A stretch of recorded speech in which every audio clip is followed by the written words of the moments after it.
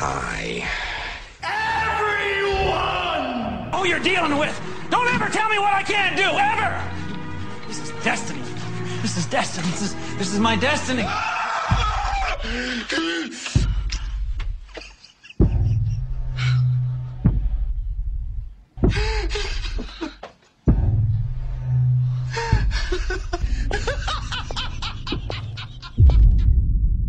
Você está ouvindo o podcast Cronologia do Acaso.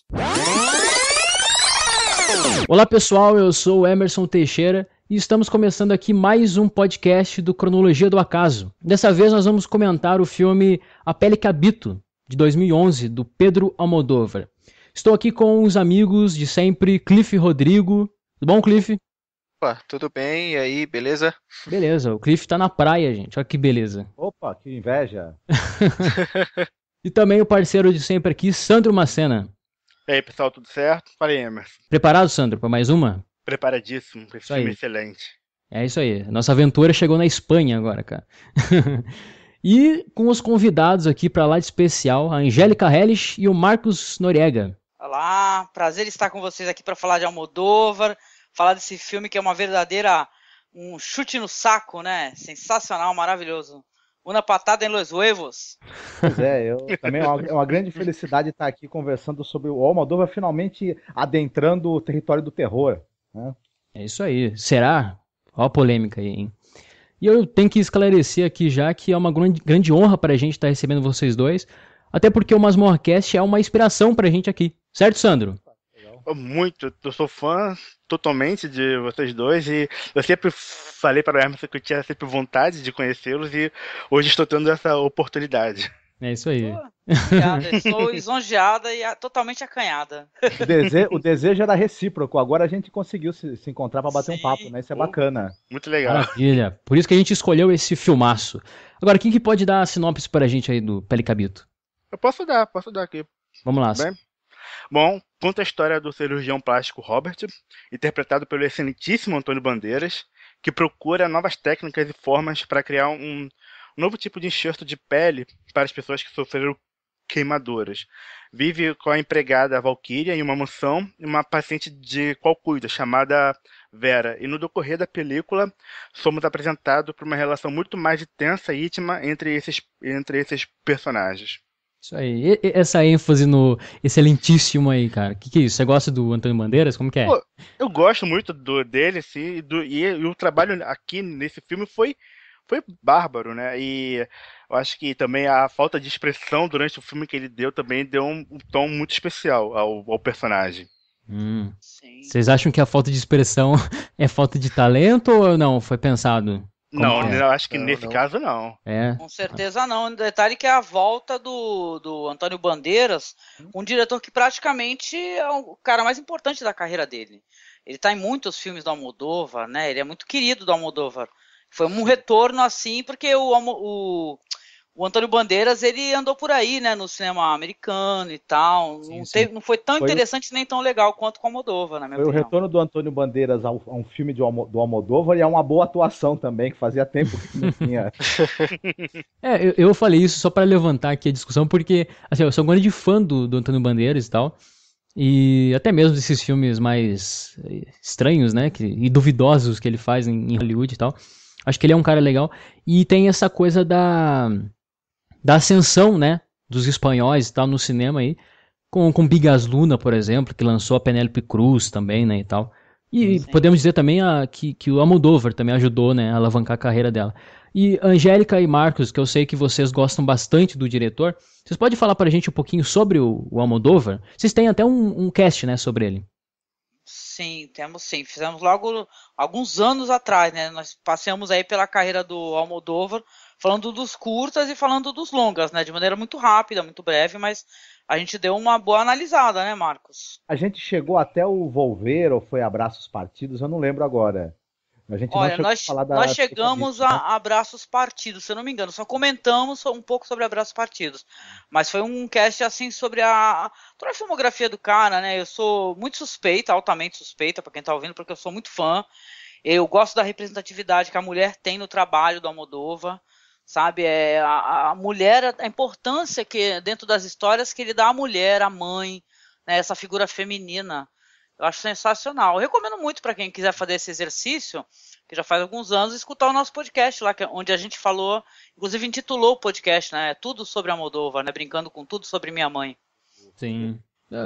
Muito bom. O Almodóvar, ele é filho, só dando uma introdução rapidinho, ele é filho dessa cena aí que a gente teve depois do final da ditadura do Franco, toda essa cena de cultura underground que você tinha ali em Madrid, e a cultura jovem ali da Espanha que estava reprimida e teve essa chance. O Almodóvar, antes de ser cineasta, ele tinha participado de banda de performance, ele vivia enfronhado ali. Ativista, né? Isso, Sim. ele era um ativista dessa contracultura que você tinha muito forte ali na Espanha, e aí no cinema ele começou dessa maneira totalmente subversiva, chutando todos os padrões, e depois ele foi encontrando uma linguagem mais própria, foi amadurecendo, e aí ele acabou fazendo, para mim, né, depois aí perto dos anos 90, os grandes filmes da vida dele, anos 2000, do Carne Trêmula, Tudo Sobre Minha Mãe. Aí ele ganhou reconhecimento internacional depois do Mulheres à Beira de um Ataque de Nervos, e acho que o Fale Com Ela e Tudo Sobre Minha Mãe foi o auge, assim, do reconhecimento dele. Né? Quando ele já estava mesmo também no auge maduro como artista também, inclusive. Né? Eu vejo um pouco esse oposto, assim. Eu também sou um grande fã do trabalho dele e tal. E tem mesmo uma coisa mais, no início da carreira dele, mais ligada com a polêmica mesmo, sabe? Tanto essa visão da mulher já é por si só polêmico, né? Mas também essa forma de se contar uma história que é diferente. Geralmente com os personagens meio desconectados, né? Por assim dizer. Não sei se seria algum tipo de preconceito, mas eu veria isso assim, tipo em Atami, por exemplo, que inclusive também tem o Antônio Bandeiras, são personagens bizarros, estranhos, né? Demora um pouquinho para você embarcar naquele universo, mas quando você tá lá é difícil também sair, né? Mulheres à Beira de um Ataque de Nervos, por exemplo, também tem uma linguagem completamente diferente, né? Vocês acham assim que, como que qual é a diferença entre o Almodóvar aí do início da carreira e agora aí com Volver, com Abraços Partidos, o próprio Pele Cabito e aquele também, o Amantes Passageiros lá. Qual que é a diferença assim maior? Será que ele recuou essa coisa da polêmica ou não? Ele continua ainda, só que os tempos mudaram? Como que funciona esse lado aí do Almodóvar? Olha, eu achei, até comentei com o Marcos na ocasião, porque a gente já chegou a assistir Os Amantes Passageiros, né? Que é um filme que ele, na minha opinião, ele conversa mais com o início da carreira do Almodóvar, que é esse negócio de contracultura, de ativismo gay, né? Porque é uma história onde ele, de maneira bem humorada, como sempre, eu gosto muito disso. Uma coisa que a Pele Cabito não possui, por exemplo, né? Que é o bom humor e tal, o fato de você estar criticando através de situações.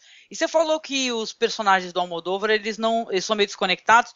Eu acho que eles têm esse negócio de ser desconectado, né? Mas depois eles acabam, as histórias, os arcos, eles acabam convergindo, de certa maneira, né? Eu acho que até em Os Amantes Passageiros isso daí é mais claro, não é verdade? Mas eu acho muito interessante, eu acho que fala muito, sim, com o trabalho, pelo menos Os Amantes Passageiros, com Pepe Lucibon, por exemplo, Labirinto de Paixões, Maus Hábitos, que é um filme adorável, muito bom mesmo, de 83. No início, os personagens do Almodóvar, eles eram outsiders mesmo. Você tinha ali as freiras usuárias de drogas, por exemplo, do Maus Hábitos. Você tinha os personagens faziam parte daquela juventude tresloucada, transviada ali da contracultura. Depois, à medida que o tempo foi passando, esse escândalo e esse questionamento todo não estava mais de fora para dentro. Você tinha personagens que são pessoas assim mais comuns, mais da classe média, nos filmes mais recentes dele. Só que os dramas e esses questionamentos estão por dentro dos personagens. Ele está mergulhando, ele abandonou um pouco essa coisa da contracultura, do choque, e passou a pesquisar mais a psicologia dos personagens mesmos, o interior deles, e aí também que se quebra os paradigmas, porque por dentro as pessoas não correspondem a estereótipos também. Aí ele quebra de outra maneira, ele questiona de outra forma essas coisas. Exatamente. Tem uma coisa, um desprendimento também dessa coisa mais novelística, por assim dizer, né? que tem nos trabalhos dele, né? Meio folhetinesca, né? Meio folhetim. Exatamente. Em questão aqui, o Pele que Habito, ele tem muito mais uma... Ele é muito mais... E também não é uma falha do diretor ou algo assim, muito pelo contrário, mas ele tem uma técnica muito mais primorosa, assim, sabe? Uma coisa mais detalhista.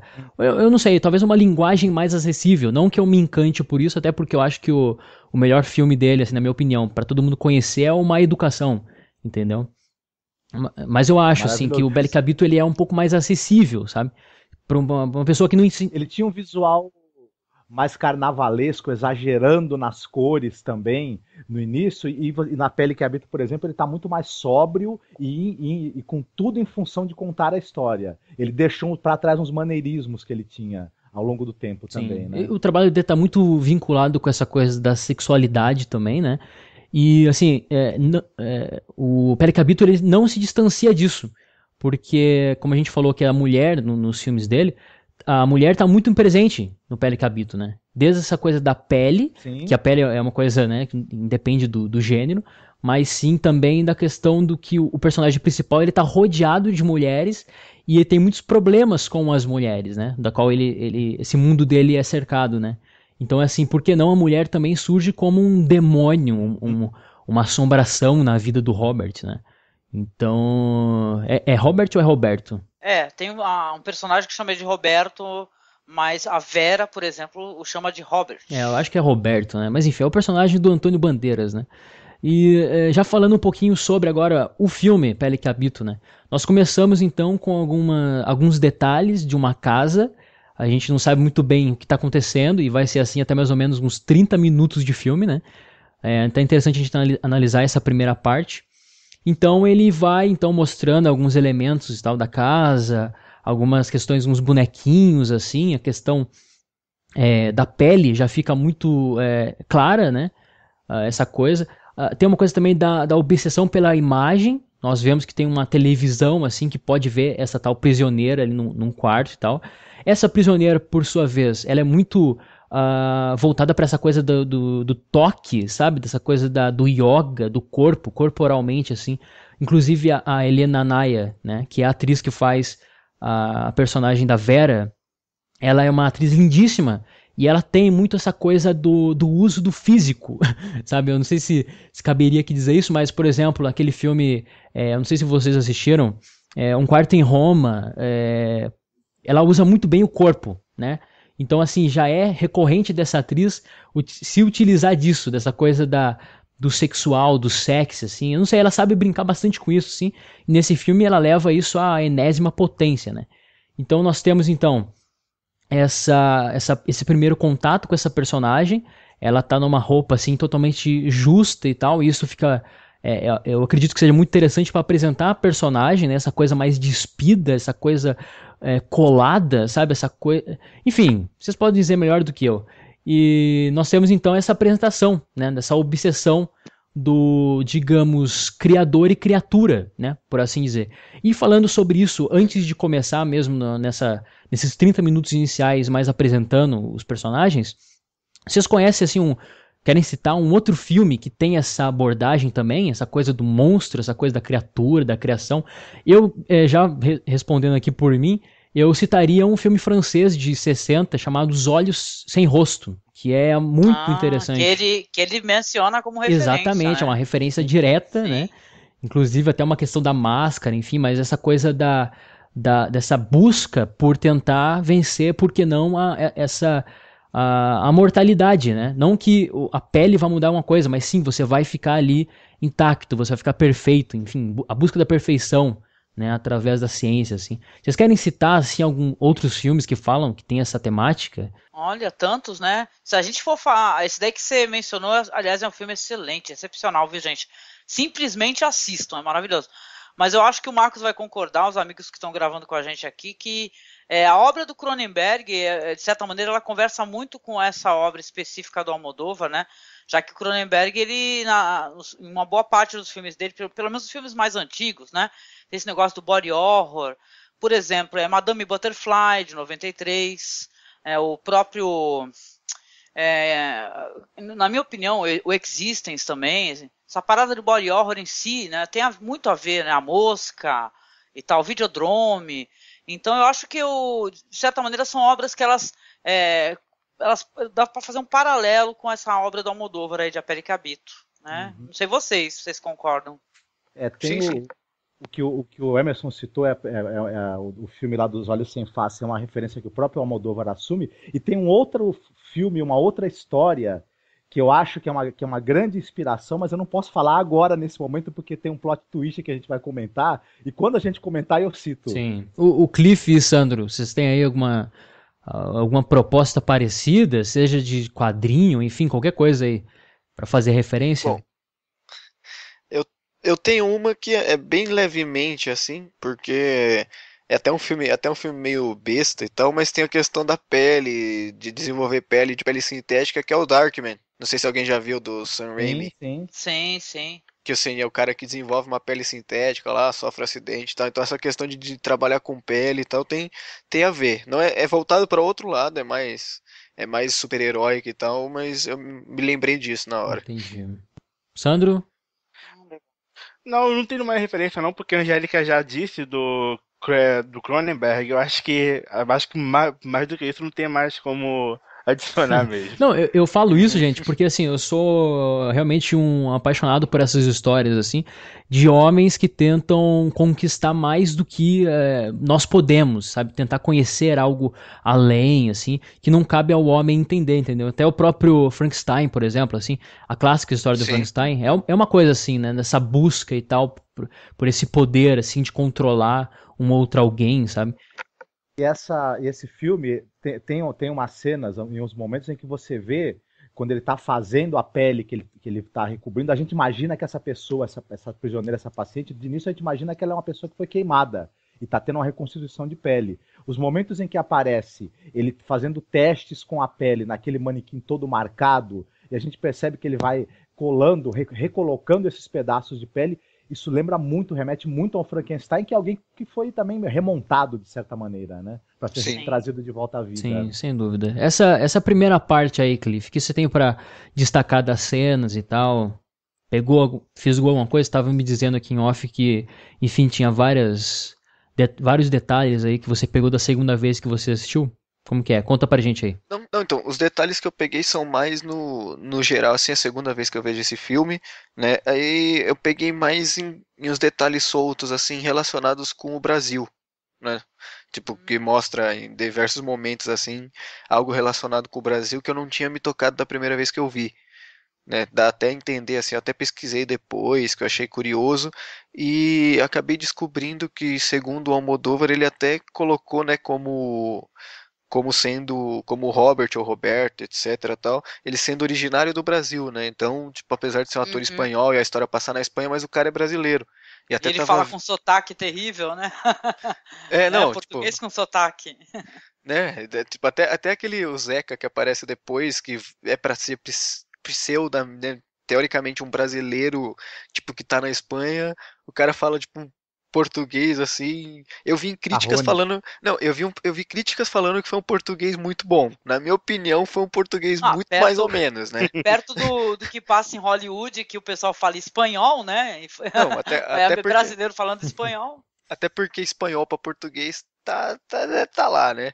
E até vocês falaram dessa questão de referência, não é questão de referência cinematográfica agora no caso, mas como eu falei que eu peguei essas referências da cultura brasileira, eu fui ver umas entrevistas do Almodóvar, ler uns textos, e ele falou que ele justamente pegou o Robert para ser brasileiro porque o Brasil tem cirurgiões plásticos muito famosos, né? E ele meio que se encantou por isso. Né? Isso, Ivo Pitangui, né? Na parte mais da galhofa tem até o cara lá, o Dr. Ray, que também é brasileiro, né? Pois é.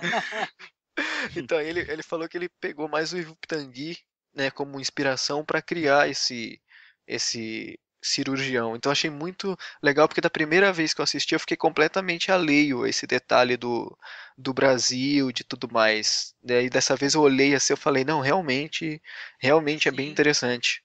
E o Pitangui, é até engraçado que o foco da carreira dele não é cirurgia plástica para dondocas, digamos assim. É para recuperar pessoas que sofreram acidentes e ficaram reconstrutiva.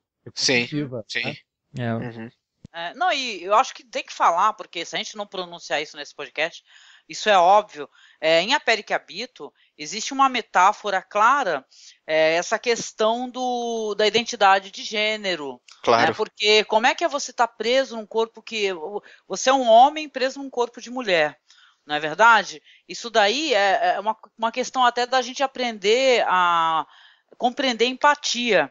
Como é que é isso de você? Olha, você é um transexual e tal, você é um homem preso no corpo de uma mulher, ou você é uma mulher presa no corpo de um homem. É a mesma coisa, é esse sentimento que o diretor também ele quer proporcionar, além de todas as outras metáforas, que posso acho que a maior, a mais clara é essa. E ainda Não é verdade? complementando, né, a gente falou do transexual. Normalmente, o transexual, seja homem ou mulher, ele faz por vontade própria, pela identificação de gênero. Tipo, um homem num corpo de mulher e etc, ele vai lá e muda. Aí ainda tem a questão, tipo, que o cara é um transexual, mas ele não quer ser, porque ele é um homem que virou mulher, mas ele nunca quis virar uma mulher, né? Então... Não, aí, e aquela questão da vingança, né? Até as últimas consequências, né? Sim. Muito legal. Então, além de ser identidade de gênero, é a própria identidade da pessoa. Né? Tipo, eu não sou isso, eu não quero ser isso, mas acaba que é isso que eu sou, né? E aí essa história dialoga também, agora acho que eu vou citar, que já que a gente entrou nesse assunto, dialoga muito com aquela famosa livro, e também virou filme, da Virginia Woolf, Orlando, que é o cara que sensacional. É um cara meio garanhão, né, com zero de empatia com as mulheres, e ele acorda um belo dia transformado numa mulher contra a vontade. Sim. E aí ele tem que aprender como é que é esse universo aí feminino, que foi um universo para que ele nunca ligou para aquilo, né? Ele sempre foi um cara que muito macho e totalmente zero de empatia com o sexo oposto. E aí ele se vê numa situação... Então acho que essa história dialoga também com Orlando, com certeza. Ah, não, e Orlando é com a Tilda Swinton, viu? É um filme, é de uma diretora, eu não lembro de cabeça, assim, mas é genial esse filme. Esse eu peguei na época de Cinemateca, é muito bom. Tem essa coisa que eu acho muito interessante, porque o filme ele é uma adaptação, né, de um livro chamado Tarântula, que é um livro, por sinal, que eu não li, mas eu tenho muita vontade de ler para ver assim o quanto que foi pego e tal. Porque a história ela é muito conectada mesmo com o diretor, né? Isso é bem curioso, assim. Como que não é uma história dele mesmo, um roteiro dele, mas parece mesmo que foi ele que fez, né? E, assim, é muito interessante essa coisa que a pele, ela tem nossa impressão, né? Não deixa de ser parte da nossa identidade. E também essa coisa do quanto que o homem, ele se preocupa com a sua imagem, sabe? Com o seu rosto. O quanto que o importante é a reconstituição do rosto, num caso de acidente, assim, pra pessoa não pra pessoa ficar bonita, mas sim pra pessoa reconquistar a confiança, sabe? Eu acho isso muito interessante, assim. E dialoga muito com essa parte da sexualidade mesmo, que a Angélica falou, né? O quanto, assim, que eu mudaria se eu fosse uma mulher, entendeu? Será que isso mudaria, de fato, alguma coisa, ou algum elemento da minha vida, das minhas experiências, sabe? Então, assim, apesar de não falar exatamente sobre isso, porque o filme não se propõe, ele é um thriller, um suspense e tal, um terror, né, como disse o Marcos, mas, assim, ainda tem essas analogias, sabe, esse simbolismo, assim, por quanto que é importante a imagem e a pele também tem essa coisa do abrigo, sabe, uma coisa muito, assim, vinculada com essa coisa de lar, sabe, a pele que habito, né? Será que a pele que eu habito, eu estou habitando? E eu acho que essa dúvida, assim, será que o Robert, ele habita na sua pele? Será que ele habita em algum lugar, entendeu? Ele parece uma pessoa muito desalmada, sabe? Não, e legal você mencionar o Robert, porque ele é um cara que, por exemplo, não sei se pode falar isso, acho que vamos teorizar que todo mundo que está escutando o podcast assistiu o filme, né? Sim, exatamente. Pode contar. É triste, se você não assistiu, é triste, que você vai ter algumas revelações aí que mudam a tua percepção do filme. É legal assistir sem saber, né? Sem saber os detalhes da história. Mas o Robert, que é quem vai praticar essa vingança, a pele que ele habita também não demonstra quem ele é. Entendeu? A capacidade que ele tem é de vingança, uma crueldade, uma maldade, que o filme te deixa, inclusive, com a dúvida, porque o rapaz, o Vicente, que é quem vai sofrer toda essa transformação, ele, se não é cruel demais o que ele faz com o rapaz, o que o Robert faz com o rapaz. Entendeu? Que é uma vingança que você começa a pensar assim, ó, a lei existe para isso. para que coisas assim não aconteçam, sabe? Que é terrível o que ele vai fazendo com o rapaz e depois ele vai mostrando ser muito, infinitamente pior do que o rapaz, o que o carinha fez com a filha dele, sabe? Né, a gente vai falar da situação, do que aconteceu, do que ocasionou isso daí, a gente vai comentar sobre isso, que era interessante, né? Sim. Mas só uma coisinha. Mas será também que não é uma ajuda para ele? Porque tem esse outro lado, né? Por exemplo, Em qual sentido ajuda? Você quer primeiro explicar, então, o que seria essa surpresa? Pra gente já entrar numa parte aí mais, uma discussão mais, digamos, filosófica sobre isso? Porque eu acho que seria interessante. Eu? Pode ser? Pode ser. Então, assim, porque o nosso amigo já deu a sinopse do que acontece, o Antônio Bandeiras, esse personagem Roberto, ou Robert, né? Ele é um cirurgião, né, onde ele faz um estudo sobre isso, né? Uma pele que ela seja... eu não sei se é indestrutível a palavra, não é? Mais resistente. Mais resistente, isso. Onde, por exemplo, o mosquito da malária não conseguisse picar a pessoa, né? Onde uma pessoa que é queimada, ela perde uma porcentagem muito grande de pele, ela tivesse uma reconstituição de uma pele de qualidade.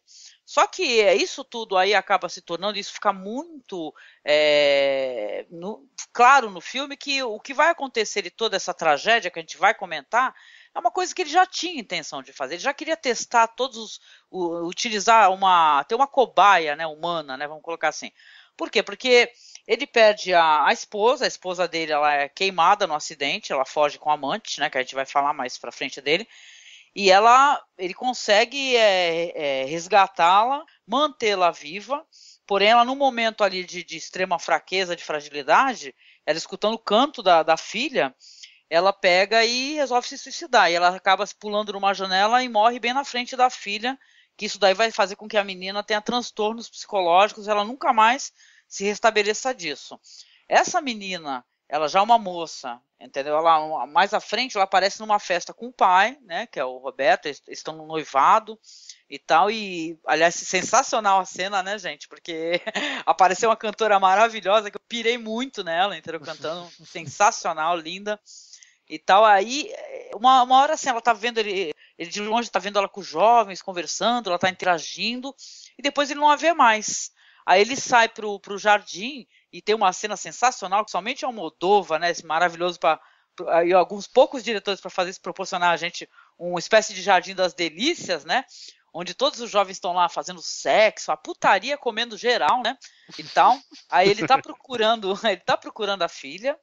Aí ele vê um cara passar de moto rapidamente, assim, ele vê um sapato jogado da filha, aí ele avança, vê o outro sapato, mais à frente ele vê o casaco, até que ele encontra a filha desfalecida, né, aos pés de uma árvore, e ela, né, ele tenta acordá-la e tal, e quando ele a acorda, ela começa a gritar e tenta afastá-lo, e você vê que ela transferiu, ela sofreu alguma violência, a gente não tem ainda a visualização de como é que foi essa violência, a gente vai ver em seguida, mas que ela tá achando que é ele que é o culpado disso, né? E tal. Ou seja, ali já se quebrou totalmente a sanidade, a já frágil sanidade dessa jovem, né, da filha dele. E ele vai atrás, entendeu? Mais pra frente ela vai acabar degringolando de vez, vai para uma clínica, não consegue mais ver o pai tenta visitá-la, nas ocasiões que ele tenta visitar. Aliás, o Marcos comentou comigo uma coisa maravilhosa, né, Marcos? Se tivesse Oscar de elenco completo, né? Porque a gente ficou assim, caraca, todo mundo tá merecendo, porque todos, a filha com uma aparição curta é maravilhosa, o Antônio Bandeiras, sensacional, os amigos que conversam com eles, são grandes atuações do elenco de apoio arrebentando. Aí ela não... Só uma coisa, vale ressaltar que ela não quer ver o pai porque acha que ele a violentou, né? Isso. Porque foi ele que foi resgatar a filha e tal. Isso também é bem interessante, né? Exatamente. Ela acaba se jogando de uma janela e a gente vê mais à frente aí que ele tá enterrando essa filha.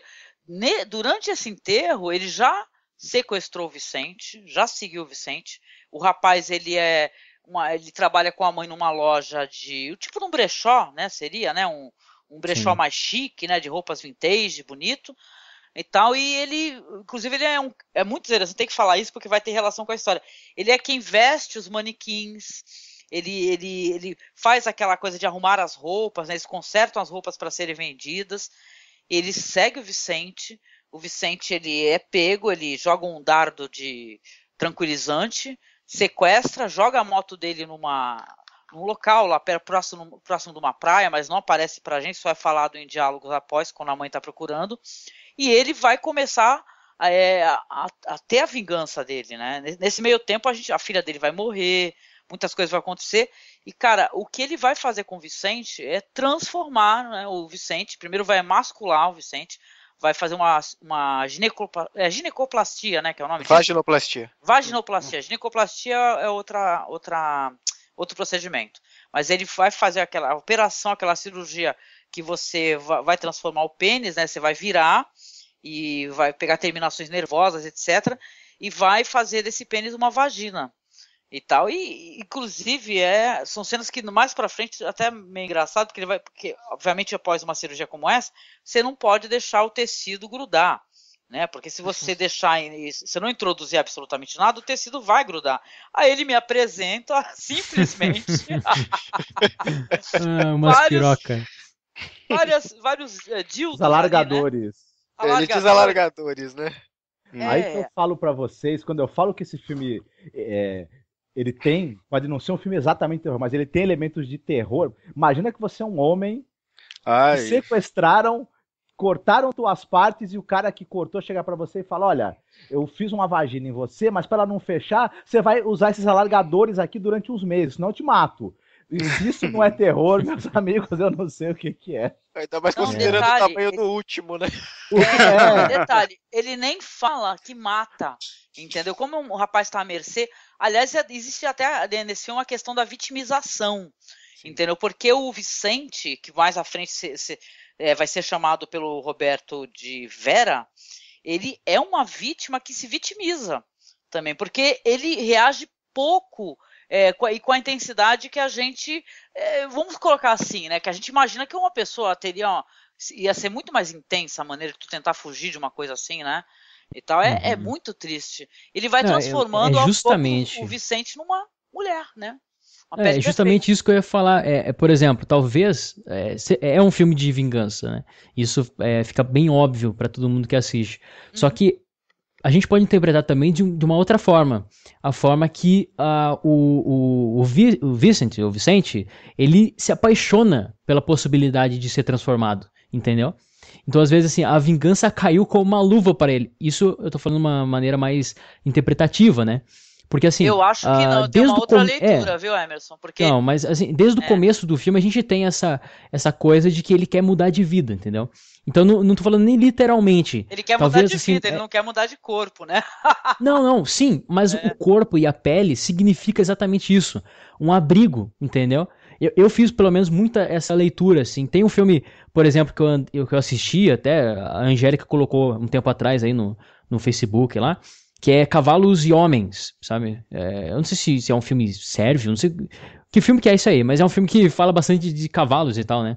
Tem até um cara, assim, em cima de um cavalo, em cima de uma égua, e essa égua cruzando com um cavalo, assim. É um pôster bem bizarro. Eu não vi esse filme, então, isso foi daqueles que eu peguei com parte dele só pelo pôster. Eu falei, caralho, esse daí tá foda. Não, eu assisti pelo pôster também, só que tem uma cena que vale ressaltar, que é quando um cara tá num gelo, assim, com um cavalo, ele abre a barriga do seu cavalo, ele sacrifica o animal, mesmo adorando, venerando ele, quase como uma entidade, e entra dentro da barriga do cavalo, e é uma simbologia essa coisa do lar, do abrigo. Então eu vejo a pele e essa questão da cirurgia plástica e tal, no Pele Cabito como uma simbologia mesmo, essa coisa do seu novo lar, da sua nova casa. Então, nesse sentido, eu acredito que possa haver uma intenção dessa, assim, de que eu estou apaixonado por essa nova oportunidade, entendeu?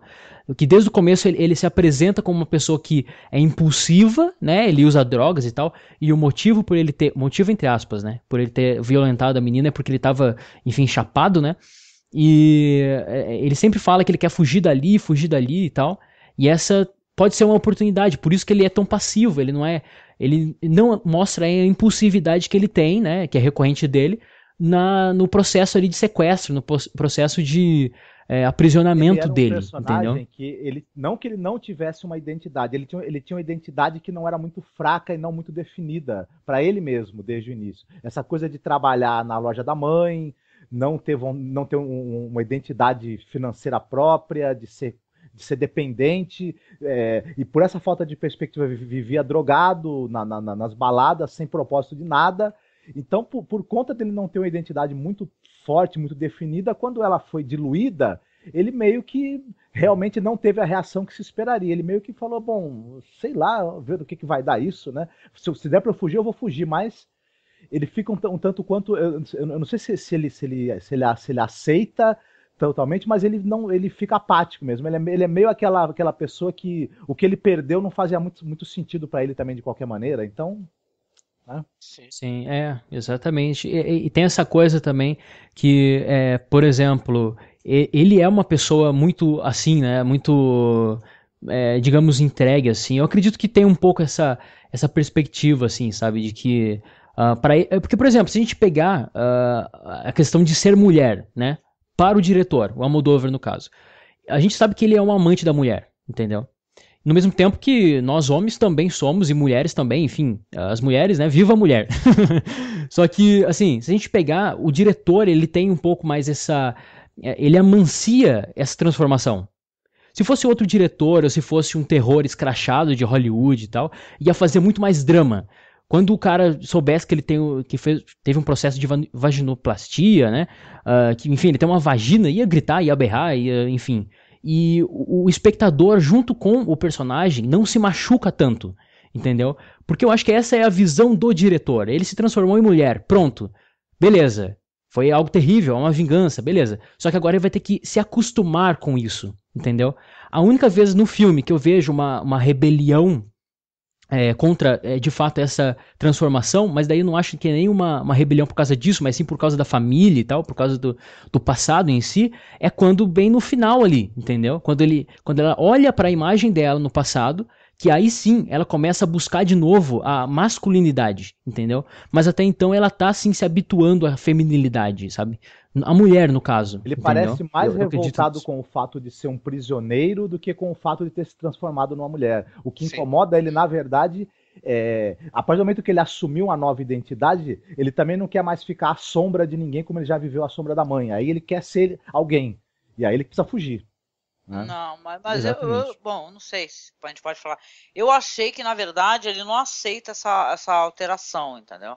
Porque até o desfecho, a tragédia que vai acontecer no final, acontece porque ele vê a foto de si. Então ele vê a sua foto, ele volta ao abrigo da mãe novamente, ao que já é conhecido dele, entendeu? Aonde é cômodo para ele, bem ou mal. Ele acaba retornando, entendeu? Ele não sei se daí pra frente o diretor deixou bem aberto isso daí, sabe? Como é que vai ser essa recepção da mãe, como é que vai ser a vida dali adiante, mas ele não aceita isso daí. Ele é uma vítima sem reação, de certa maneira, mas ele não aceita, não. Eu acredito que no caso dele é muito interessante até a gente fazer esse link, porque bem ou mal, a gente está aqui numa realidade onde a gente tem uma Câmara dos Deputados muito retrógrada, né, onde eles querem definir o que é família, o que é amor, entendeu? O que é um relacionamento homoafetivo, né? Não respeitam, né? Hoje é dia, por nós estamos gravando aqui, ó, beijo para todos, né? Hoje estamos gravando o dia da parada gay, né? De São Paulo. Então é interessante isso daí, até esse link, porque, cara, é verdade, assim. Então ele quer discutir dentro dessa relação todos esses assuntos que vocês estão falando, sim. Mas eu acho que muito essa questão da sua sexualidade, entendeu? Dessa identidade de gênero. Né? Mas eu não vejo ele como uma pessoa que aceita, não, na verdade. E, Sim. Bom, ele é muito jovem também. Pode ser que devido à juventude dele, né? Eu fiquei com essa impressão Exatamente. depois do filme. Não é longe de mim querer impor algum pensamento aqui. Eu só acho que é válido, né, trazer essa. Até eu mesmo, eu não sei se eu acredito totalmente nisso, entendeu? É mais uma questão mesmo de, enfim, é um simbolismo mesmo, poderia ser, né? Não, mas Talvez o Almodóvar no sentido gosta literal. disso, viu, Emerson? Ele gosta de trazer essas questões, porque, por exemplo, no Fale Com Ela, aí quem tá escutando vai tomar spoiler, né? Tem uma cena onde o enfermeiro que cuida da paciente em coma, ele faz amor, né? Ele faz sexo com com a paciente em coma. Isso faz com que ela engravide, isso faz com que ela acabe acordando, né? Ela acabe tornando a vida. E aí você fica com a impressão assim, você fica com esse sentimento meio ambíguo de falar, poxa, mas ele é um estuprador, né? E tal. O que ele fez com ela, mesmo trazendo lá de volta à vida, de certa maneira, é um estupro. Então ele gosta, assim, de ficar trazendo essas questões que você fica na dúvida, sabe? Você fica, poxa, será que esse personagem, ele aceitou essa condição? Poxa, será que esse personagem que a gente está acompanhando, bem ou mal, tem protagonismo na história? Ele é um estuprador? Poxa, o filme está levando eu a ter simpatia por um estuprador? Sabe, é interessante isso daí. Eu gosto das questões meio contundentes que o diretor tem. Eu sei que vocês, tanto quanto eu, gostam de filme polêmico, né? E eu gosto bastante também quando o filme consegue ser polêmico e na sua polêmica extrair essa questão humana, sabe? Essa questão profunda, assim. Eu acho que o Almodóvar tem bastante disso, né? E a Pele Cabito também. Aqui ele tem essa... não existe, ao meu ver, né? Apesar de eu ter dito que tem muitas mulheres nesse filme, mas não existe separação entre o homem e a mulher, sabe? Ou aquela coisa do preconceito, ou do preconceito, né? Que existe entre você é uma mulher e eu sou um homem, sabe? Essa separação, assim, ela é bem embaçada na minha maneira de enxergar o filme, né? Porque, assim, por exemplo, o Antônio Bandeiras, ele... Apesar dele criar, ele ter uma criação ali, digamos, uma obra de arte, né? Ele, enfim, conseguiu fazer ali a sua realização máxima, né? Cientificamente falando, mas ele também começa a ter ele começa a se apaixonar, a ter digamos, um tesão pela sua criatura, entendeu? E, assim, ultrapassa essa barreira do ele foi homem um dia, sabe? Esse preconceito não existe no personagem, assim, ele gosta da criação, entendeu? Até porque ele fez essa nova mulher com a aparência da mulher que ele amava anteriormente. Né? E não só isso também, uma questão também que acho que algumas pessoas deixam passar sobre o nome que ele dá à pele, que ele chama de Gal, que é homenagem a uma esposa dele que morreu, mas também é uma contração da obra-prima de Galateia, que conta a história de um artista chamado Pigmalião, que pela busca por não encontrar uma mulher perfeita, pela má fama das mulheres que ele tinha onde ele vivia, ele construiu uma estátua. E ele criou a mulher perfeita. Então, ele acabou se apaixonando. E ele deu o nome para essa estátua de Galateia. Então, acho que vem um pouco também a ideia disso, né? De encontrar uma pessoa perfeita, praticamente alguém que não existe, né? Uma obra de arte. E acho que também uma das referências que a gente toma por esse ponto é quando, no início do filme, quando ele observa a Vera por alguns instantes no monitor, que é enorme, né? E dá a impressão de que está vendo uma pintura. Ele fica lá admirando. Inclusive as pinturas que tem na casa dele, são muitas pinturas de nus, né? Isso, e tem muita referência também a falo. Sempre tem essa questão sexual, tanto que o Zeca, né, o tigre, o rabo dele tem um desenho de um falo no final e é focado nisso quando ele estupra a Vera. Sim. Então tem essa questão de perfeição e que é discutida. E uma coisa também que eu notei que o filme passa também é bem leve, é a questão de ética. No início do filme, quando é questionado como ele conseguiu gerar essa pele perfeita, que pode ser um avanço na tecnologia, ele falou que usou células de suíno e usou uma transgênese. E isso foi alguns médicos, né, cirurgiões, foram contra essa prática porque é uma mutação. Então, há muita de ética, porque uma das coisas que ainda atrapalha um pouco a evolução da medicina é o peso da ética. O quão profundo a gente pode avançar sem ferir alguém, uma pessoa ou a própria ética. A ética e a religião, né? Isso, mas acima de tudo a religião, que embaça o avanço, né? Porque a ética não sempre é baseada na religião, e isso dificulta um pouco, às vezes, o avanço de novas técnicas que possam ajudar as pessoas também, né? É verdade. Não, O quanto também que vale sacrificar um ser humano em prol a um avanço científico, né? Então Sim. tem muito isso também. Ele tá usando ali uma pessoa em prol a um ganho maior que poderia até salvar milhões de pessoas, né? Não falo que isso é certo, mas enfim, tem Não, isso aí que o Sandro falou. Faz por motivos Concordo. egoístas, né? Porque ele acaba desenvolvendo tudo isso, só que ele acaba usando primeiramente para recuperar, de certa maneira, a mulher que ele perdeu. Então ele faz por razões dele. Até essa questão da vingança, tudo bem, teve o fato do cara ter feito mal para a filha dele, muito mal. Só que, a partir do momento que ele sequestra, mas ele usa o cara como cobaia para a experiência que ele estava querendo fazer e que ele está sendo patrulhado porque ela é total e completamente antiética, então você imagina que a vingança foi um mero pretexto que ele encontrou para ele mesmo, para ele poder, na verdade, sequestrar alguém e esses planos ele já tinha na cabeça, com certeza. Fazer o que ele queria fazer no final, né? Interessante. Não, e metáforas no filme todo, né? Porque ele fica olhando a tela, aonde ela tá numa posição que parece um dos nus, né? De Rubens e tal, desses pintores, e na casa dele toda tem quadros de nus, né? Tem coisas surreais. Busca esse ideal de perfeição clássico, só que ele quer realizar isso materialmente, né? Exatamente. E como na história do Pigmalion, ele acaba se apaixonando também pela sua obra. Pela sua obra, sim.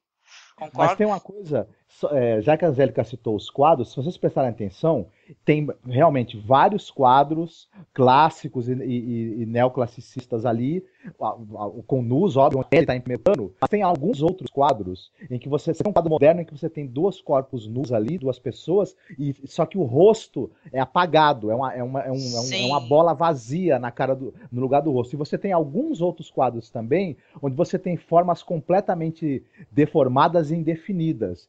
Então, na verdade, essa relação dele com a beleza, com a pele e a relação dele com as pessoas, ela tem a busca da perfeição, porém ela tem algo de muito deformado também, né?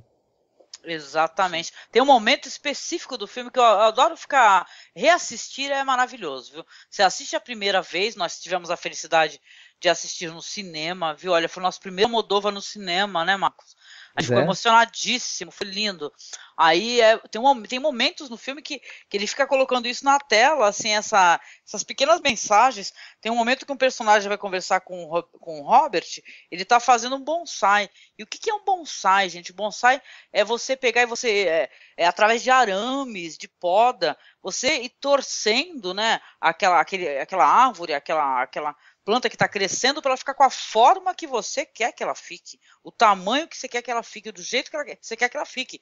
Isso daí é muito interessante, sabe? Ele ficar colocando diversas coisas. A mãe, eu queria até mencionar com vocês, se vocês gostaram, porque aparece uma atriz nesse filme que eu gosto muito dela.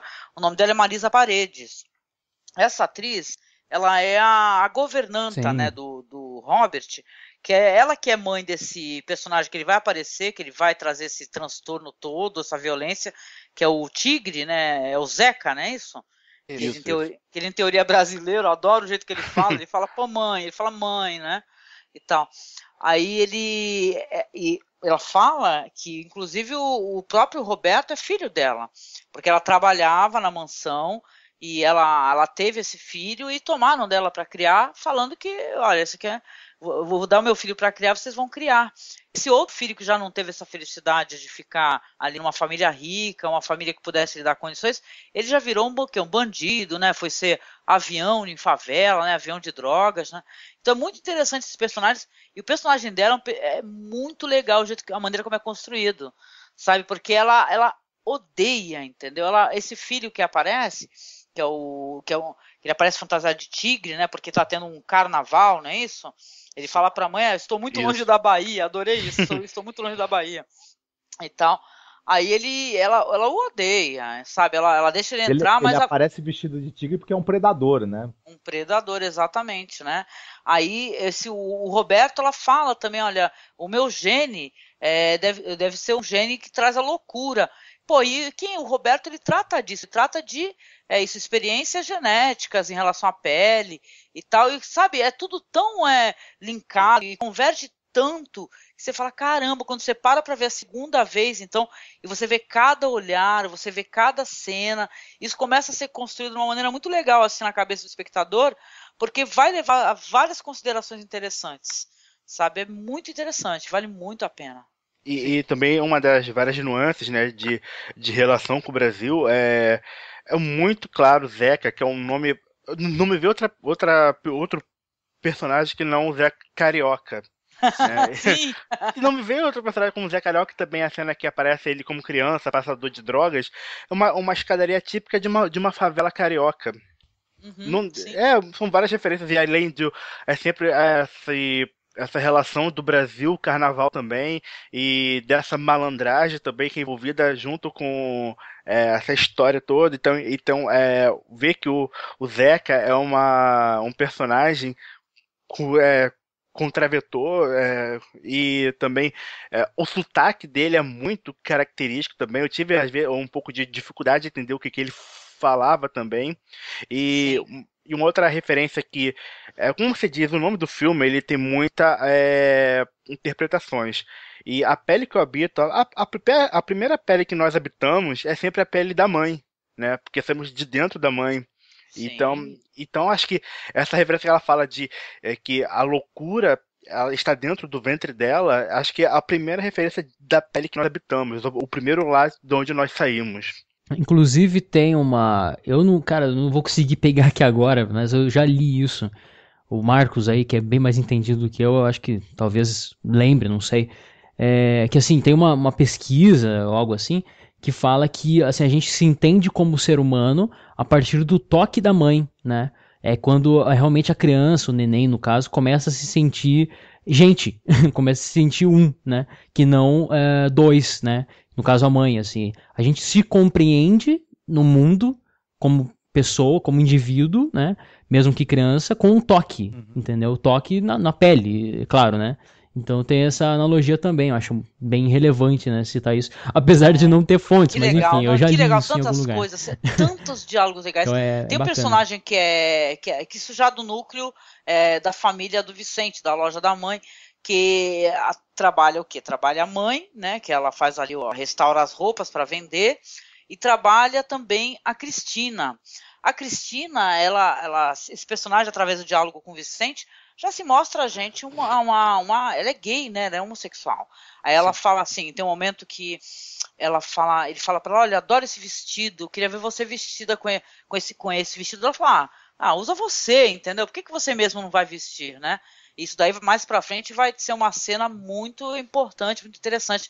Inclusive essa questão da Cristina que gosta de mulheres, depois o Vicente que parece ter uma atração por ela, ele aparece como uma mulher no final do filme. Ele acaba indo pra balada também, pra aquele noivado, e enche a cara e fica tentando arrumar alguém pra dar um cato de qualquer maneira, porque ele tá meio bolado porque foi rejeitado por ela. Ou rejeitado por ela constantemente, provavelmente, ali, né? Nas tentativas dele. Ele é meio afim dela mesmo. Ó. Inclusive é estranho até, né? Essa coisa do Almodóvar de conseguir juntar esses grandes nomes do cinema espanhol pra fazer papéis assim que aparece pouco, né, cara? No sentido assim, o José Gomes, por exemplo, eu acho que é um cara fantástico, assim. Ele tem uma presença muito enigmática, eu até diria. E a Marisa Paredes até que faz um personagem mais impactante na própria história, né? Eu diria isso assim, que ela é uma personagem que liga muito mais do que essa coisa de trabalhar para o cientista maluco, ela é o ponto de equilíbrio, né? Dos dois personagens, de fato. Tanto da Helena Naya, que é a Vera, quanto o Roberto, ela é esse ponto aí de encontro entre os dois, né? Ela é a pessoa que dá um equilíbrio para ele também não se desandar, porque ele tem mesmo essa dificuldade com mulheres e tal. E é também um ponto de, digamos, escapatória, uma maneira de escapar da própria Vera.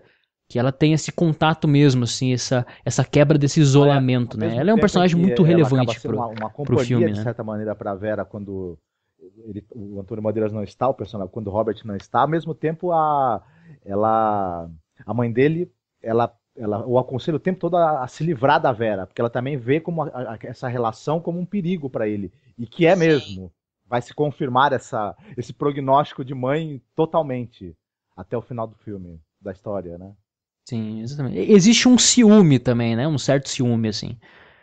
Não no sentido homem e mulher, assim, mas no sentido mais de, enfim, essa obsessão que ele tem priva ele de várias inúmeras coisas, sabe? E talvez outras oportunidades, não sei. Porque ele é uma pessoa muito bem realizada fora do ambiente particular, assim, ele é uma pessoa que na sua popularidade, ele é uma pessoa bem resolvida, mas na sua, enfim, na sua particularidade, ele é uma pessoa cheia de problemas e tal, né? Até mais problemas do que a própria filha. Então, assim, ela é mesmo essa pessoa que tem um pouco de ciúme dessa... A cabeça dele, eu sou pouco mais do que uma empregada. E aí ela lembra da mulher que ele amava, mas que o traiu, que o fez de bobo em determinado momento, e ela pensa no esforço que ele está fazendo para construir outra parecida com ela. Então ela se sente mesmo preterida, né? Ela que sempre se dedicou é praticamente um empregado, um acessório para ele, né? Importante, mas não mais do que um acessório. A hora que a Angélica mencionou sobre o Zeca, né? Que ela falou que ele foi criado na favela e tal, e se tornou um bandido.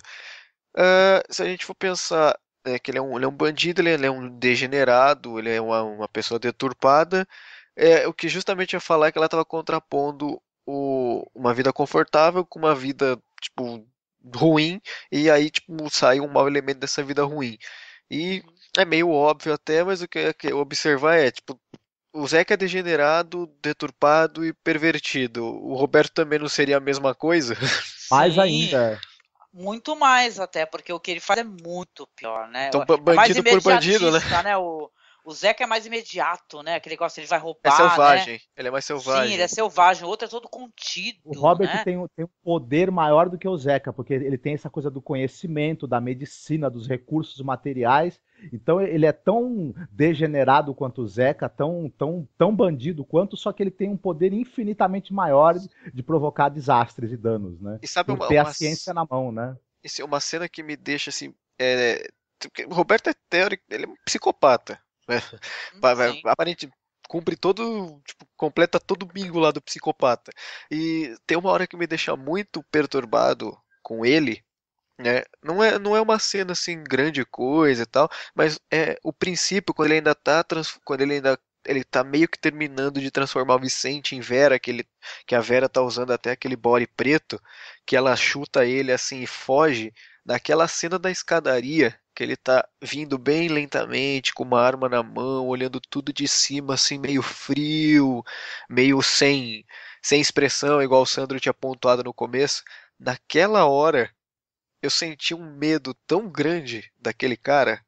E tipo, no plano, na sequência, na filmagem, ele tava superior, e naquela hora eu percebi que aquele cara tava superior a qualquer coisa, assim. Tipo, ele nunca perde a calma, né? Nunca, é impressionante. Mesmo quando ele tá fazendo as maiores barbaridades, ele tá naquela vibe tranquila dele, né? Sem vazio. expressão. Naquele vazio. Não tem nenhum momento do filme que ele agride o personagem, a não ser quando ele vai se defender, né? Ele é muito contido, né? E tal, ele não desce desse pedestal dele, é impressionante. Sim, até na hora do Zeca, que o Zeca tá lá violentando a Vera, você acha que ele iria, sei lá, entrar todo explosivo, porque é obra da vida dele, né? Ele é o Pigmaleão, então acabando com a obra dele, você acha que ele vai entrar todo explosivo e tal. Ele entra lá com calma, você só percebe a perna dele embaixo. Ele pensa em quem que ele vai atirar, né? Deixa o espectador na dúvida, né? Genial. Sim, e aí ele nem fica com uma expressão de raiva, ele simplesmente olha meio com aquele ar meio blasé e papá, pronto. Não, isso é uma coisa que me veio à cabeça agora, assim, do nada, tá? Tem alguns momentos do filme onde o Vicente, já transformado em Vera, né? Que ele fica observando aquela pele bonita, perfeita, que ele fica levando ópio, né? Para poder se drogar, né? Com o Vicente, ele fica assim, implícito, de certa maneira, que esse negócio deles irem se drogar juntos é uma parada onde tem a intenção de haver sexo, entendeu? Ele já tem um desejo sexual pelo Vicente. Então aí você fica mais ainda assim, a gente fica refletindo sobre o fato do Roberto ele também não ter tendências de ser um gay também, de repente, ser um cara que também é gay, só que tá no armário, sabe? Então, por que ele fica se drogando assim? Então, isso fica, sabe? É muito interessante a maneira como o diretor deixa. Nenhum personagem é plano, sabe? Todos eles têm nuances. É muito legal. Eu acho também que isso revela uma tendência dele a tratar as pessoas como coisas, né? A vontade das pessoas não importa muito para ele. Então ele. Sim, mas ele Gastei pega esse assim, ó. todo esse tempo com você, tu vai ser minha boneca sexual, sim, né? Exatamente. Não, e sim, o Vicente, ele não fez a merda que ele fez, né? Porque tudo desencadeou com esse relacionamento que ele tentou ter com a filha do Roberto.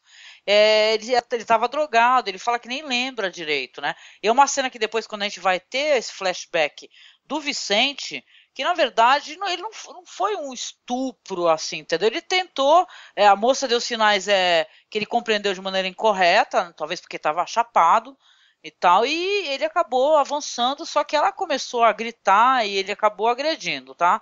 Só que assim, não foi aquele negócio, aquela violência toda. E depois ele fala que não recorda. Só que o Roberto, ele também é um cara que ele tá se chapando com intenção de ter sexo com a Vera. Sabe? Porque ele tem tesão nela. Dá pra ver que ele fica vendo pelos monitores e tal. Esse fetiche todo dele ficar observando o tempo todo e ela saber, né? Ele, né? Barra ele saber que está sendo observado, ela olhar para o monitor e tal. É muito interessante isso daí, porque deixa meio claro assim que vai haver um relacionamento amoroso também, né? Ou mais pra frente, que vai haver realmente.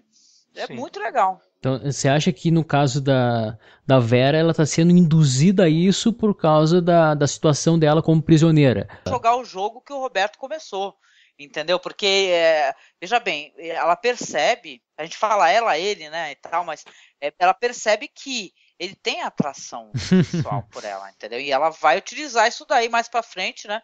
De maneira até clara, de maneira até, né? Vamos atrás do lubrificante, cadê o KY, né? E tal. Aí, ela...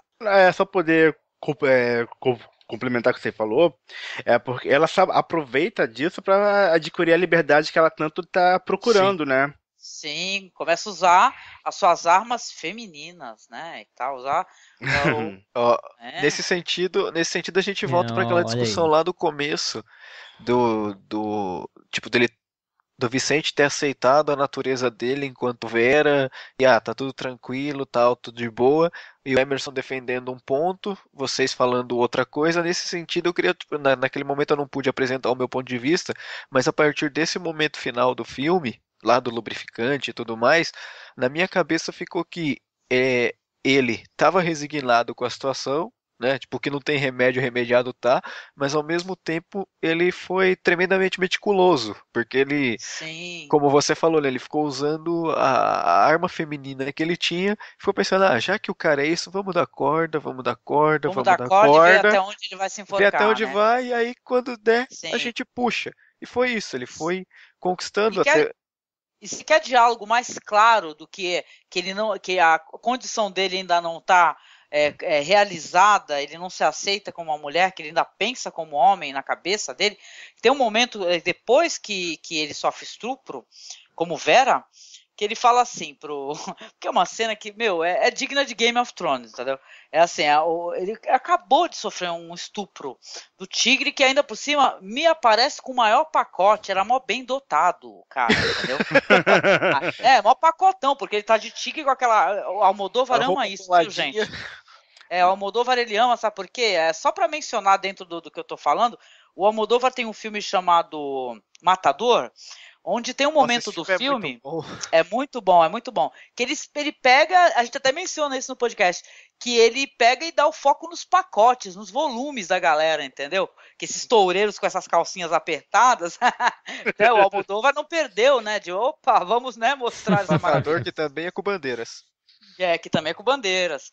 Aí ele mostra também o tigre com aquela roupa super colada e com o maior pacotão. Aí, nesse diálogo, voltando ao que eu estava falando, como é que a gente percebe que a cabeça dele não é uma cabeça de masculina? Ele fala assim, é o seguinte, o tigre fez o maior estrago aqui, porque logo depois da cena da violência, o Roberto vai tentar fazer sexo, né, com a Vera, e fala, Tigre fez um estrago.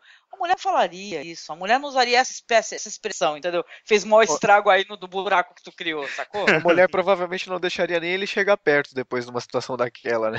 Sim, mas ele entende o afã, esse negócio dos hormônios, não é verdade? E tá, é muito interessante.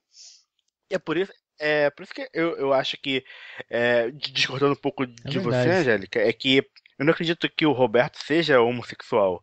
Eu acho que ele se apaixona pelo lado feminino do Vicent, né? Mas Pela ele Gal. sabe que é um homem. Isso, Tá, então isso aí vai ficar em aberto, não tem jeito. ainda mais que tem questão de pele, né? A gente não sabe. Porque Ele quer já dizer que se você é um homem heterossexual, exatamente. né? Conheço, mas Sim, imagina você ver uma mulher divina, linda, gostosa, maravilhosa, que, vamos falar sério, tem alguns travestis que, puta que o pariu, eles botam qualquer mulher, gente, no chinelo, sabe mesmo, a pele é perfeita, é tudo perfeito, lindo, maravilhoso, mas é aí quando você sabe que tem uma surprise ali, entendeu? Kinder Ovo traz surpresa, entendeu? Tem surpresinha, saca? E aí, se tem surpresa, o que é? Não Responde dá mais agora, tesão? Sandro. Então isso fica ambíguo, né? Interessante. Eu ponho em dois casos, complementando o que o Sandro falou, né? Eu acho que realmente a atração não é uma, sei lá, uma homossexualidade enrustida, é porque ele fez a imagem e semelhança da esposa, então talvez seja tipo esse tipo de recordação. E sobre o que vocês abordaram agora, por exemplo, se a gente for ver transexuais, sei lá, por exemplo, a Roberta Close, aquela moça que tinha no BBB, acho que é Ariadna, não lembro o nome, vai dizer que, por exemplo, o marido ou o namorado dessas pessoas, tipo, não são, por exemplo, héteros, agora são mulheres, né? Então, tipo, pra mim, essa questão de orientação sexual tá bem clara que, não, que o cara é hétero, se apaixonou porque agora é uma mulher, dane-se o passado, e porque ainda é uma mulher com a cara da esposa dele, né? Eu diria que ele não tem esportiva, entendeu? Não é nem que ele não é hétero, deixa de ser hétero. Ele é uma pessoa que não tem esportiva, entendeu? Porque qual é o problema de você se apaixonar ou ter tesão em uma pessoa que você descobre que é, do mesmo sexo que você, cara? É interessante. Eu acho que já não tem muito a ver com a questão mesmo da opção sexual, mas sim do quão pode se tornar Tem mais a ver com obsessivo a sua Frankenstein, criação, né? E tipo assim, qualquer criação, entendeu? Um artista. Em certo sentido, até aumenta o grau de, sei lá, de doença dele. A gente já dá pra perceber que ele é um cara doentio, tipo, pervertido, e todo sentido. Aí, tipo, o cara se apaixona por um homem que agora é uma mulher, que foi ele que criou, você já percebe e fala, esse cara aí, ele é muito doente, cara, ele é bem dodói, sabe? Instrumentos para ele conseguir o que ele quer, então ele não se importa nem um pouco com a vontade do outro, a ponto de mudar o sexo do outro, a revelia dele para satisfazer a nostalgia que ele tem da esposa que ele perdeu. Então é simples assim. Hoje ter a noção de quanto é complicada a sexualidade humana. Sim. Também. Mas eu já vejo como um pano de fundo mesmo a questão da sexualidade para esses temas, assim, né? Por exemplo, o filme tá repleto de cenas de sexo, por exemplo. Sexo onde tem poder de um outro lado que Sim, é uma coisa mais abrupta. Não tem o consentimento, não é verdade? É uma parte do tempo. Quando vai haver o consentimento, acaba havendo a morte. Exatamente. Então é complicado. Vocês acham também no que mesmo esse tempo filme que... ele brinca com essa questão que a gente vê muito nos noticiários, dessa coisa do cirurgião plástico, desse poder aí que a pessoa tem de mudar a sua forma e da obsessão que as pessoas têm também. Algumas pessoas até levam isso às últimas consequências para transformar a própria aparência e ser outra pessoa. Inclusive pessoas que buscam a fama aí, que a gente vê exemplos aí recentemente. Andressa Urach aí, né, essa daí que botou silicone, quase morreu. As divas que a gente já perdeu da música por causa de cirurgias plásticas que não deram certo. Clara Nunes e tal. O Ken humano, é verdade. Nossa, o Ken humano, é verdade, olha lá, dentro da nossa realidade, aí um homem jovem, bonito, gente, que triste, né? Pois é. Eu acho que assim, o ser humano ele tem mesmo essa instabilidade, sabe, essa tentativa de fuga do convencional, e por que não com o dinheiro, com a fama e com a possibilidade, ele se dá o luxo de se transformar, mas ele transforma o seu produto. Eu já vi muita gente fazer cirurgia plástica, por exemplo, assim, tem casos que são mais graves, a mulher que remove o seio porque teve câncer e tal. Aí agora tem até os tatuadores que eles fazem a auréola. Então tem muitas coisas que as pessoas, se elas pudessem, elas mudariam muitas coisas no seu corpo e tal. Eu não julgo isso daí, não. É que nem uma... Eu recomendo aqui, eu não sei se eu posso fazer isso, não, tá? Muito isso. Mas eu tenho olha, eu procuro abrir a minha mente porque eu descobri uma coisa, quase aos 44 anos, que a gente tem muito que aprender nessa vida, a gente acha que está livre de todos os preconceitos, mas a gente precisa conhecer histórias, conhecer outras perspectivas para a gente, né, abrir a nossa mente. Então, o que eu faço? Eu escuto podcasts de diversas temáticas, tem um que eu gosto que é o Lado Bi, sabe? Eu gosto muito, é um podcast onde fala sobre cultura LGBT, cidadania, eles têm entrevistas sensacionais, tiveram lá com o filho da Cássia Eller e tal, mais recentemente com a filha da Gretchen, né, a Tami Miranda, e uma hora perguntam a Tami Miranda assim, ele pergunta, fala assim, olha, como é que é isso? Porque ela removeu o seio, né? Ela fala, como é que é isso? Você precisou ter uma autorização e tal, que tudo que envolve, inclusive você fazer essa cirurgia, essa vaginoplastia, isso é uma coisa que envolve muitos psicólogos e tal, é uma coisa muito demorada, você pode fazer inclusive pelo SUS, mas, gente, demora de 5 a 10 anos, sabe? Imagina a pessoa, se você está preso num outro corpo, vamos colocar assim, a tua mente é uma mente de mulher que está em corpo de homem, como é que funciona isso de você ficar anos esperando, entendeu? Aí a Miranda fala assim, olha, eu não fiz, eu não precisei fazer todo esse procedimento, por quê? Aí ela pergunta, quando você vai colocar mais bunda, colocar silicone, você vai no psicólogo? Você quer mudar o teu nariz, você vai no psicólogo? Você quer alterar o seu lóbulo da orelha, você vai no psicólogo? Sabe, então, isso aí também é uma coisa muito controversa, essa questão, e eu acho que é interessante, é fácil pra gente, às vezes, a gente julgar, não tô falando que tô julgando, viu, Emerson, só pra deixar claro, mas é fácil pra gente julgar as pessoas que fazem todo esse procedimento, principalmente quem vive do corpo, né? O artista que vive do seu corpo. A gente que tá no mundão aqui, né? Que é Zé Ninguém, cara, ninguém conhece a gente não aparece na televisão. A gente até pode ter nossos probleminhas com o nosso corpo, mas a gente vai sobrevivendo, né? E tal, mas com certeza eu consigo compreender essas pessoas que precisam mudar. Não a ponto de um Ken humano, né? Porque chega a ser assustador, né? Uma pessoa jovem falar assim, caramba, eu vou parecer um boneco.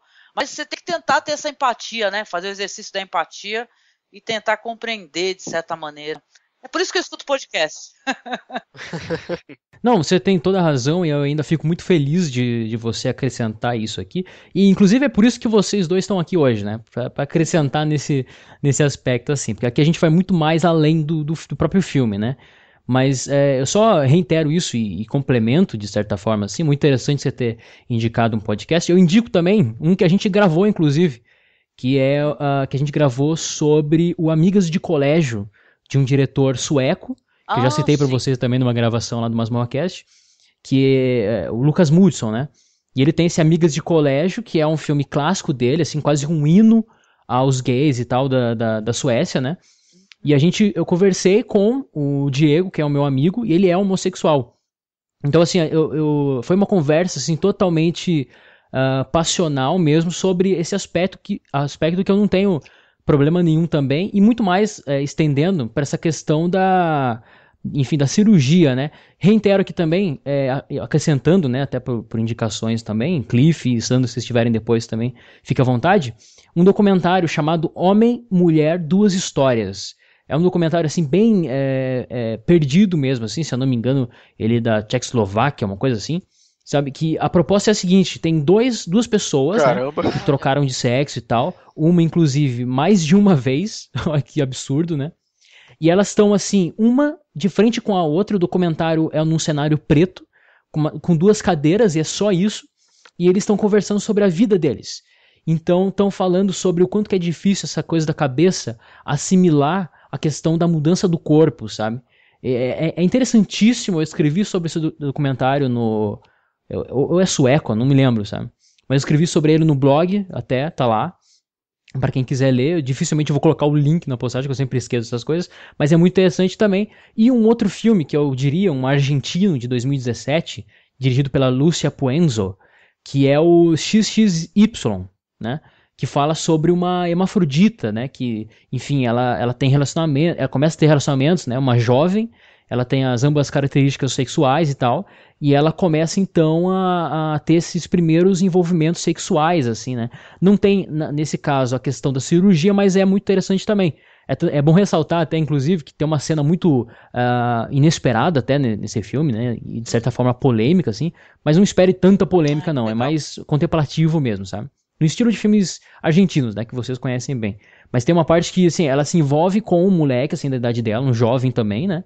Ambos aprendendo sobre a vida, e ele se interessa pela mulher, entre aspas. Só que ela acaba sendo, como que eu diria? Ela acaba transando com ele, né? Vocês entenderam? Eu não sei colocar aqui em palavras, mas enfim. E é surpresa, assim, acontece uma certa surpresa porque ele também, de certa forma, ele aceita essa condição, sabe? Então, assim, é uma coisa que é uma influência psicológica da própria personagem principal, que se chama Alex, o nome dela. Então é uma influência dela que passa pra ele e ambos aceitam essa condição. É um filme fantástico, assim, sabe?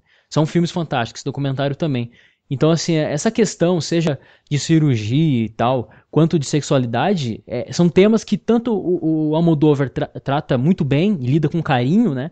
Até porque ele mesmo tem toda uma trajetória nesse aspecto aí, né? De ser um hino mesmo contra isso, né? Ou contra o preconceito, né, a aceitação, enfim, a liberdade de expressão e de aceitação das pessoas, enfim. E é muito interessante, né? A questão da cirurgia em si. Eu acredito assim que quanto mais você tem possibilidades para mudar e tal, acontece um perigo muito grande. Né? Não que você rejeite a hipótese de mudar alguma coisa. Se eu pudesse mudar também, eu mudaria certamente. Alguns defeitos que a gente tem por si. A gente quer mudar tudo, a gente não tá nem satisfeito com o tempo, gente. A gente olha que tá nublado, tá ruim, tá sol, tá ruim, tá chovendo, tá ruim.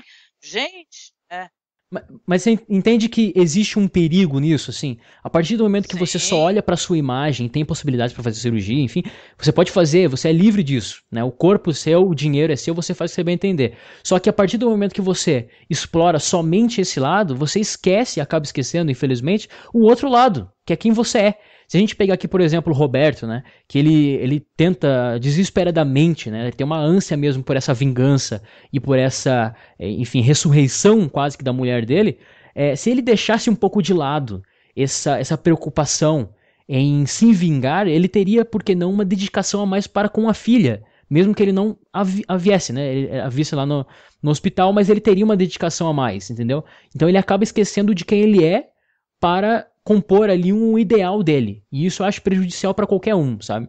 Ele discute isso num subtexto dentro da trama mesmo principal de uma maneira muito, muito bacana. Porque a pele que a gente habita também é a nossa persona, na verdade. Quem a gente demonstra ser socialmente.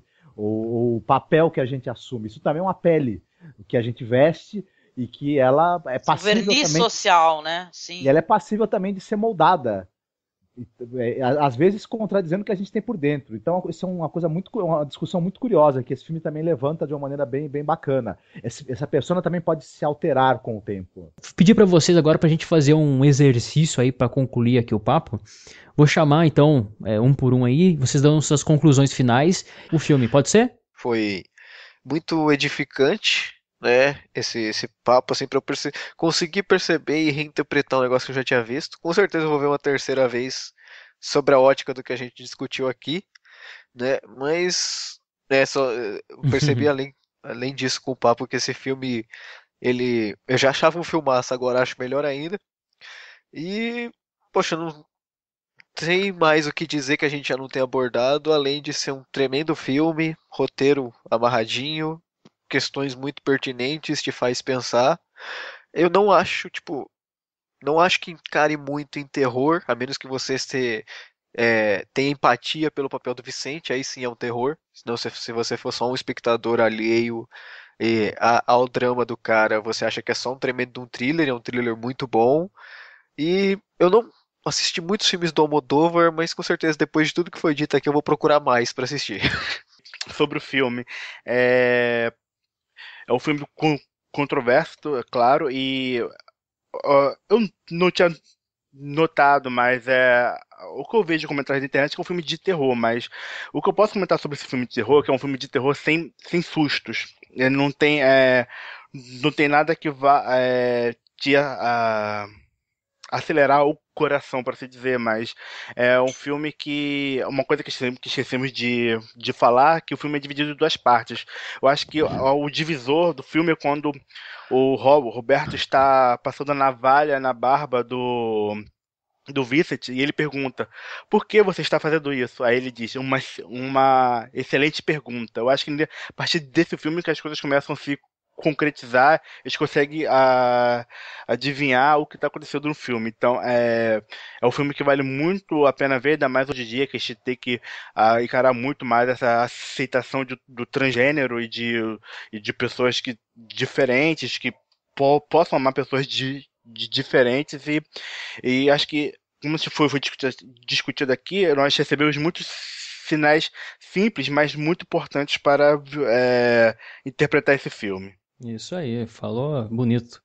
E antes de chamar aqui a Angélica para falar, queria agradecer novamente, né, tanto a Angélica quanto o Marcos, vocês aí que são os nossos espelhos, nossos exemplos aqui, né? O primeiro podcast que eu escutei na minha vida, isso aqui para os ouvintes que vieram do Cinemação, talvez eles não saibam, mas o primeiro podcast que eu escutei na minha vida foi do MasmorraCast. E até hoje eu escuto, é o único podcast assim que eu tenho uma periodicidade mesmo como ouvinte, né? E gosto muito, gente, eu considero vocês dois como amigos assim. Angélica, você é um exemplo pra mim, assim como o Marcos, admiro muito vocês dois. Poxa. E muito obrigado mesmo por participar aqui do nosso singelo podcast. Gente. Eu agradeço, olha, se a gente pode inspirar pessoas maravilhosas como vocês, hein? Acho que o nosso trabalho tá feito, a gente pode parar. Não, de jeito nenhum.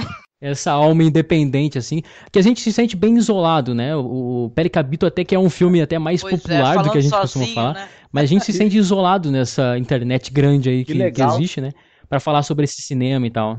É aquele negócio de você ser uma voz solitária, você expressou muito bem isso daí, muito obrigado, porque a gente fala, gente, vem, tem tanto cinema bom para vocês conhecerem, é só vocês apertarem play, sabe? Então, olha, obrigada por você compartilhar a tua experiência aí mais uma vez, de coração. E falando do filme, né, um filme maravilhoso, de um diretor tão querido, que eu amo de paixão, assim, eu andaria com uma camiseta assim, eu amo o Pedro Almodóvar, sabe, no peito, que ele é, como eu falei, um cara que ele tem um apreço pela mulher. Eu pude, agora mais velha, né, já ficando gaga, me assumir feminista, né, então eu estou muito satisfeita quando você repensa a obra do diretor e você vê o respeito que ele tem pela mulher, que é uma cena de estupro, não é só uma cena de estupro para ser um fetiche para o espectador, e sim ela vai levar a algo, né, vai fazer com que o personagem faça algo. É um filme grandioso, gente. Eu gostaria muito de falar uma palavra, assim, essa palavra é empatia. Porque A Pele que Habito é um filme onde você vai ter empatia pelo Vicente, o personagem que vai ser transformado numa mulher, né? A gente tem que ter empatia às pessoas que falam nessa questão de gênero, de transgênero. Quando a pessoa fala assim, olha, eu dentro da minha pele mora um homem, ou então dentro da minha pele mora uma mulher. Você tem que tentar ter o exercício da empatia e tentar compreender, acima de tudo, acima de preconceito, de religião. Você, se não compreender, pelo menos exercer a tolerância, né? Que é você não ficar compartilhando ódio, né, e preconceito. A internet tem tanto disso, isso é tão triste. É um filme maravilhoso. Eu prometi que eu ia fazer uma recomendação rápida, uma rápida recomendação. Eu gostaria de trazer um outro cineasta espanhol, que eu não sei se vocês conhecem, mas se vocês não conhecem, saibam que ele é um cara que ele tem filmes esses contundentes e esses bem gráficos, com muita violência, muito sangue e muito gore, que a gente gosta também. Tem um diretor chamado Nacho Cerdá, que ele tem a trilogia da morte. Vocês já ouviram falar? Já. Já. A gente gravou sobre eu tô aqui recomendando o Nacho Cerdá? Porque o Nacho Cerdá, ele é alguém que ele falou sobre a vida, mostrando a morte, não é verdade? Ele tem o Gênesis, que é um filme muito poético, que ele conta a história de um homem, que ele é um artista plástico, ele perde a esposa dele num acidente de carro, e ele acaba esculpindo uma Vênus de Milo. E essa Vênus é uma maneira dele tentar, ele faz essa composição para externar a dor dele. E essa Vênus, ela vai aos poucos sobrevivendo, né? Vamos colocar assim, vivendo, né? Conforme a Vênus vai criando vida, ele vai sendo levado à morte. É uma obra muito, muito poética, muito interessante do Nacho Serdar, que são uns filmes curtos, né? Acho que são média-metragem, né? Tem o Aftermath, que esse daí realmente você só assista se você tiver um estômago forte, porque se você não tem, colega, é melhor não. Mas é um necrófilo, né? E a maneira como ele exerce a necrofilia tá aí uma das maneiras mais gráficas e aterrorizantes, assim, e um exercício desses sentimentos negros aí que o cinema tem, que é em Aftermath, e tem a sua obra inicial, que é uma obra que fala sobre a vida, mas obviamente, como eu falei antes, trazendo a morte na película, que é o... Ai, peraí, gente, que me fugiu agora de cabeça, é o The Awakening, isso...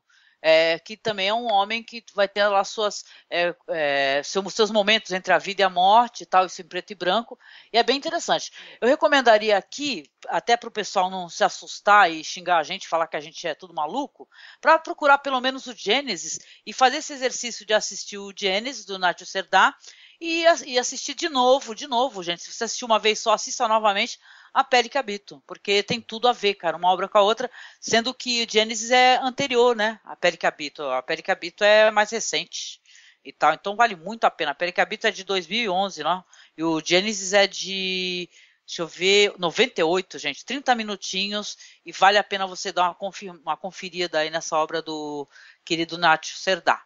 Eu que, finalizando aqui, que eu já estou me estendendo, que eu sou a maior tagarela, vocês sacaram, né? Eu quero deixar um beijo muito grande, agradecer novamente a esse convite aqui, agradecer a você, Emerson, obrigada por compartilhar, ao Sandro, gente, Sandro, você me deixou emocionada, você obrigada quando eu te encontrar, te dar um abraço e um beijo. Prazer também, viu, Cliff, falar com você, foi uma felicidade, meu amigo de gravação aqui presente. Agradeço a todos de coração, gente. Por favor, se puderem, nos visitem lá no cinemasmorra.com.br. A gente está para mudar de endereço, não vamos parar o podcast, mas a periodicidade está muito tranqueira, então desculpe. Beijo grande.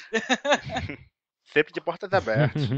Sim, isso aí. Sim, com certeza. Se precisar de ajuda, a Cronologia do Acaso está aí para dar uma força também. Bacana vocês gastarem o tempo de vocês, a energia de vocês com uma iniciativa que eu acho muito válida, muito bacana e que tem poucos pontos dela aí perdidos na internet, sabe? Então, em primeiro lugar, isso. Segundo, falando ainda do filme, independente das questões polêmicas e tudo mais, e se a pessoa é fã ou não do Almodóvar, quem gosta de cinema, é um filme redondinho, que roteiro bem amarrado, que fotografia excepcional, montagem, atuações. A gente não falou ao longo do filme, mas também tem uma trilha sonora muito bonita e muito precisa, assim, na aplicação dela nas cenas. Então, antes de tudo, é um baita filme no sentido, né, cinematográfico da coisa. Tudo está muito bem amarrado e muito perfeito. Então, vale a pena para começar por aí. Além de ter também um desenvolvimento surpreendente e ter subtextos importantes. Então imperdível. Quem não viu ainda, pelo amor dos meus filhinhos, pega esse filme para assistir, que é uma experiência maravilhosa. E quem viu no cinema, pega para ver uma segunda ou uma terceira vez. Em DVD que vai descobrir coisas novas, com certeza, cada vez que assistir. Eu digo aqui que Pele que Habito fala de uma coisa que transcende essa separação um tanto quanto precipitada que a gente faz hoje em dia, né? Principalmente hoje em dia, mas enfim, na história a gente sempre fez, que é essa separação entre o homem e a mulher. Eu acho que não existe isso. Existe o ser humano, né? E isso é mais forte que tudo, assim. Inclusive o ser humano, ele cria, né? Por sinal. Então, eu como um amante da imagem, e todos nós aqui somos, né? Senão nós não seríamos cinéfilos, nós não gostaríamos de cinema, né? Enfim, fotografia. E eu, como uma pessoa que gosta de criar, né, eu vejo muito filme desse lado da criação. O quanto que é poderoso o ato de criar e o quanto que é perigoso o ato de criar, né? É muito fácil a gente ficar obsessivo para com alguma criação, ou obsessivo para com a digamos, limitação de criar, né? E isso é um pedaço muito perigoso que a gente tem para desenvolver com o tempo, né? E falando do Antônio Bandeiras, assim, é um cara que eu gosto bastante, me identifico bastante com ele. Ele tem esse ar glamouroso, assim, esse ar chique, elegante, né? E aqui ele desenvolve quase como um maestro. E eu gostei muito dessa orquestra que ele está apresentando aqui pra gente, né? O Marcos falou, por exemplo, da música, enfim, que é muito bem utilizada, concordo. Ressalto, né, que aquela música, por exemplo, Pelo Amor de Amar, né, que em off eu estava conversando com o Cliff, com o Sandro sobre ela, maravilhosa, né, interpretação aqui no filme. Uma cena que eu destaco é quando a menina, a filha do Roberto, é violentada. A moça lá, que a Angélica falou que gosta da cantora e tal, eu acabei de esquecer o nome dela aqui. Ela começa cantando essa música no momento da violentação. Depois, não é mais ela que canta, é a menina, é a criancinha, a menininha no passado que cantou enquanto a mãe se suicidava. Então eu achei isso muito bonito, assim como tudo nesse filme é muito bonito, sabe? Essa analogia com a criação, essa analogia com também o pessimismo, sabe? Você deixar tudo de lado para conquistar uma vingança ou para conquistar um status, sabe?